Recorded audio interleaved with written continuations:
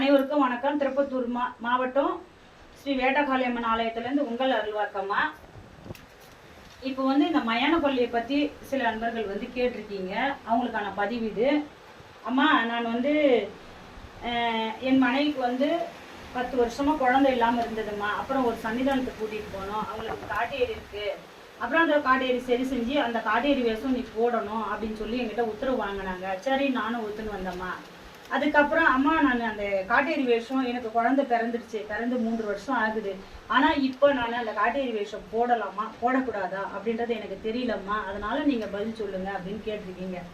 அதுக்கான பதிவு இது. இப்போ 10 வருஷமா குழந்தை இல்லாமல் இருந்தாங்க. அப்போ அந்த காட்டேரி அம்மாவுடைய அனுகிரகத்தால தான் அந்த குழந்தை பிறந்திருக்கு.